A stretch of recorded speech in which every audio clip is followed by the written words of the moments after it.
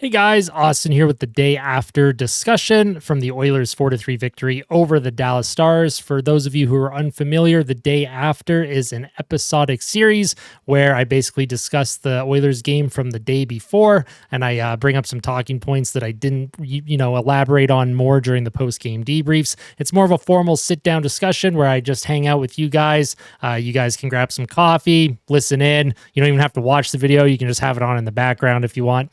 But let's kind of jump into it. Our talking points today. Number one is going to be Connor Brown. Number two will be Kris Knoblauch. Number three is going to be the team effort. And number four is going to be Calvin Pickard. So the first talking point in our day after today, Connor Brown. Very putrid on the penalty kill lately, in my opinion. He lost his man on two of Dallas's goals, and Kris Knoblauch continued to give him shifts. Now, with Connor Brown at this point, I think I'm done with him. I would put him on waivers and call up Raph Lavoie. Lavoie cannot be a worse option at this point. Connor Brown, he is clearly, his confidence it has to be at zero. He can't hit the net when he's shooting the puck. He did make a nice play to Connor McDavid, but McDavid ended up deking the goalie. He deked Ottinger and then hit the goalpost, which was unfortunate because that was the one good positive play that Connor Brown made in the period. It's unfortunate. I wanted things to work out with Connor Brown, but at this point in the season, he's just a nothing. He's a black hole. He doesn't produce. Everyone that plays with him, other than Dylan Holloway, has their metrics just crumble.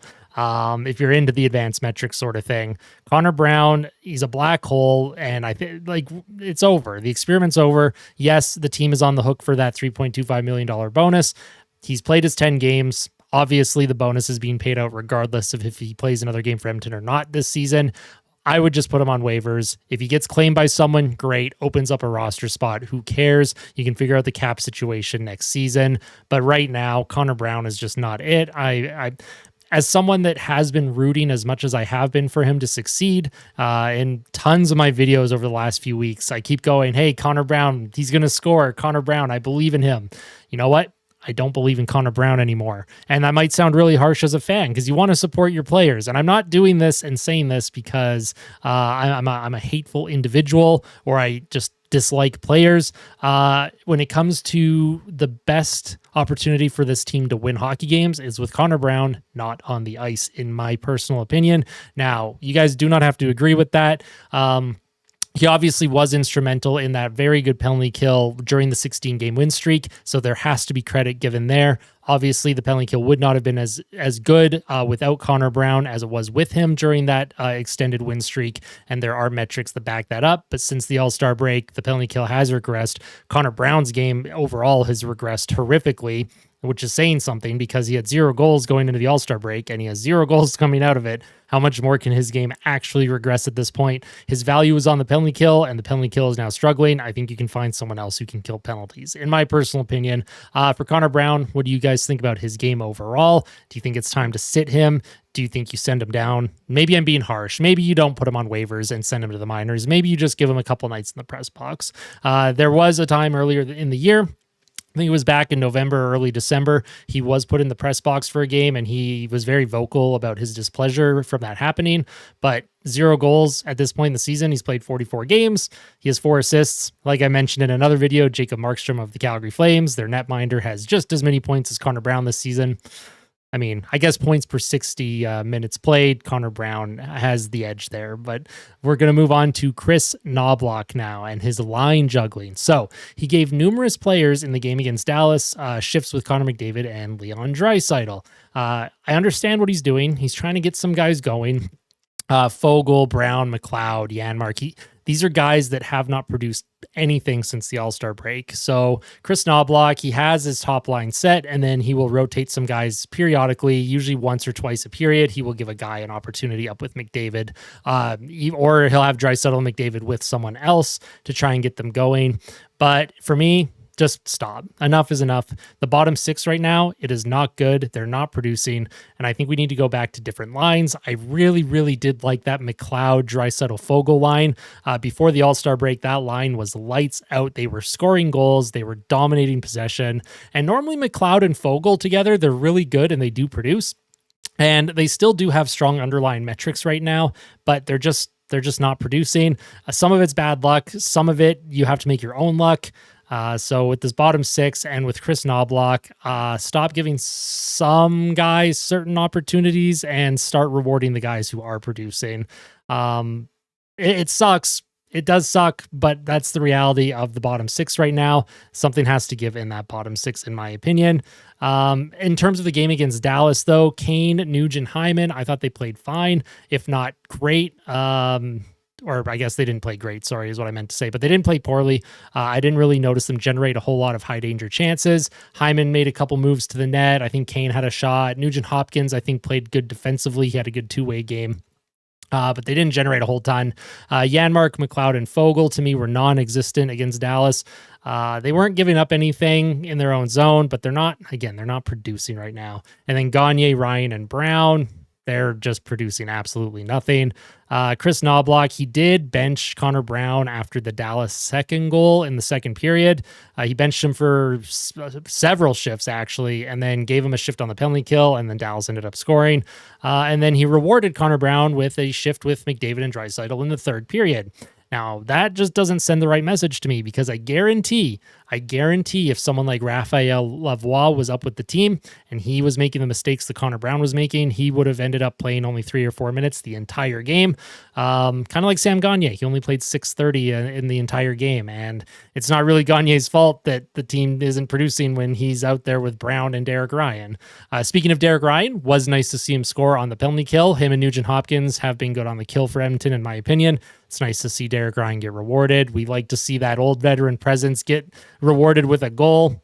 And speaking of being rewarded, the team effort is the next talking point here. I thought the team played very hard, and I thought they battled against a very good Dallas Stars team.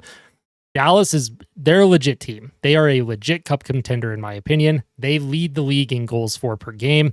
They have Jake Ottinger in net. They play a very, very good system. Pete DeBoer, he's a good coach. I don't know. Obviously, he couldn't get Vegas over the hump and he couldn't get San Jose over the hump, but like Pete DeBoer's teams are good and they play with pace and they're solid defensively, and structurally they are very disciplined. I thought Edmonton played a very good road game, a very good matinee road game against a very good Dallas Stars team, especially at 5-on-5. As I mentioned, the penalty kill right now is struggling a lot, but at 5-on-5, this team has been playing very, very well, and I do want to give a shout out to the effort at the 5-on-5 play. Once the Oilers figure out their special teams, they're going to start winning a whole ton of games again. I guarantee it. Now, they're not going to go on another 16-game win streak, but it's pretty obvious their 5-on-5 play is still like top right now, and there are certain guys, they're going to start scoring again, Fogle, McLeod, that sort of thing. But I thought the effort was very good. I didn't have a whole lot to complain about other than a couple players, as I've mentioned already. Won't beat the dead horse too much here. And the last talking point, the last player I wanted to talk about in today's Day After episode is Calvin Pickard. Now, I saw a lot of fans on Twitter complaining about Pickard after the third goal against, but now, would you like him to have maybe held on to that? Yeah, sure. Obviously, Pickard would want that back. But 2 of the goals that Dallas scored, 2 out of their 3 goals were on the power play.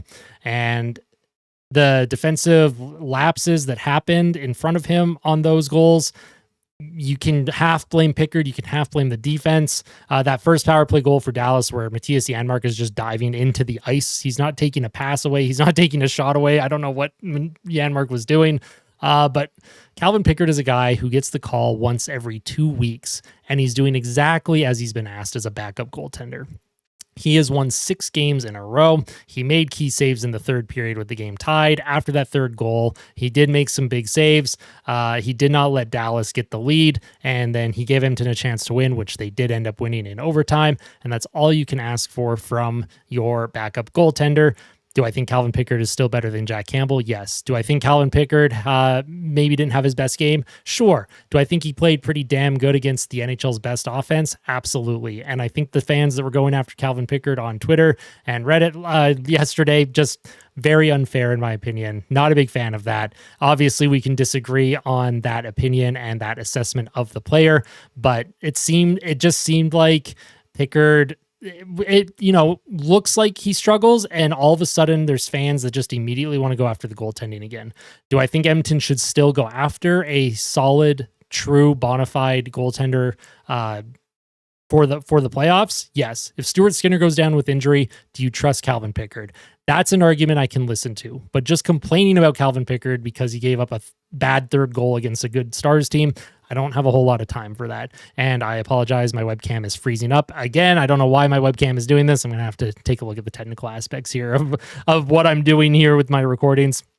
But yes, obviously, if Stuart Skinner goes down, I don't know if Calvin Pickard would get us very far in the playoffs. So I do think getting another goalie is a priority. But I don't think it's as big of a priority as getting a top 4 defenseman and a top 6 scoring winger at the moment. We do need some finishing talent right now. The team at 5-on-5 is generating a lot of chances, but not generating a whole lot of goals. So we will see what happens by the trade deadline, which is March 8th, by the way. I will probably put out more trade deadline type videos leading up to that. But anyways, guys, that's pretty much it for my day after episode of the Oilers 4-3 victory over the Dallas Stars. If you guys like these day after episodes, make sure you hit the like button. If you guys really like them, make sure you hit subscribe. Make sure you hit that little bell, that notification, so that when I upload videos, you always get notified and you're always the first one to watch. We are building a great channel here in 2024. And next week, keep an eye out for a potential pretty fun, big announcement. Something I'm excited to announce to you guys. So keep an eye out for that. In the meantime, enjoy the rest of your Sunday. And we will see you guys on Monday for the pregame report where Edmonton plays Arizona. It's another matinee game, so we'll see if Edmonton can come out swinging against Arizona and play another good matinee game. So you guys take care and enjoy your Sunday.